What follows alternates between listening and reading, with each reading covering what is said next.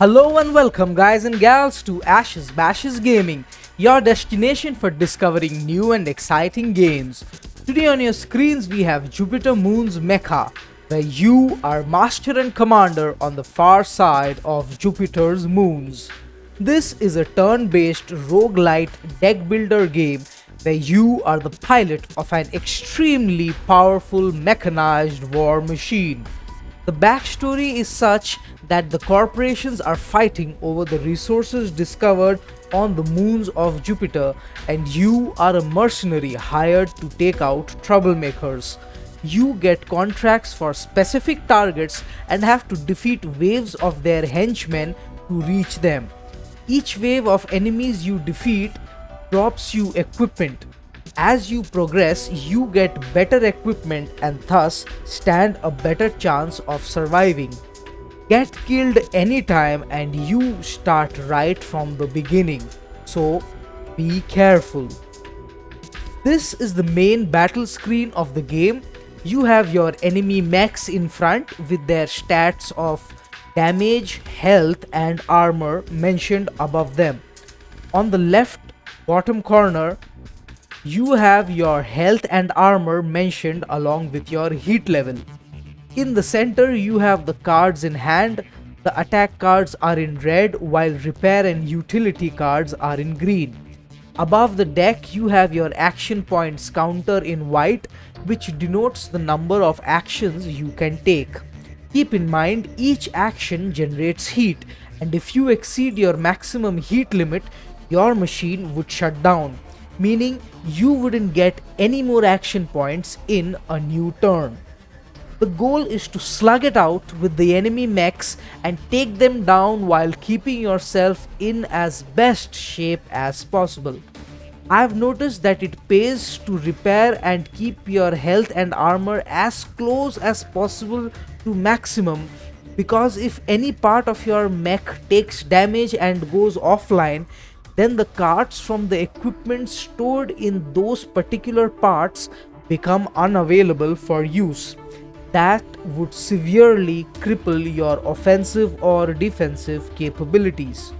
Let's now have a look at the equipments page, which I personally found to be the backbone of the experience of this game. It is very strongly conceptualized and a critical aspect of the game. Each piece of hardware that you equip not only increases your overall stats such as your armor and health, but also adds a card to your deck. Weapon hardware would add attack cards, heat sinks would add cards to remove heat, repair utilities would allow you to repair your health and armor, and so on. There are different slots to install the hardwares in. Weapons can only be installed in the arms. Software chipsets can only be installed in the head. Hardware such as repair tools, armor and heat sinks can be placed anywhere. The accommodation of maximum pieces of hardware in your mecha requires some amount of creativity and reminded me of Tetris. Maximizing the efficiency of items installed in the space available to you would make the difference between success and failure on the battlefield. The trick to master in this game is to try and do as many actions per turn as possible. The best turn, I believe, is the one in which you have no more cards left in your hands available to play. I have gone as far as doing 9 actions in a turn where I started off with only 4 action points. How did I do this? By including cards which give me additional action points, by including cards which would help me draw more cards, and by including cards which would help remove the built up heat.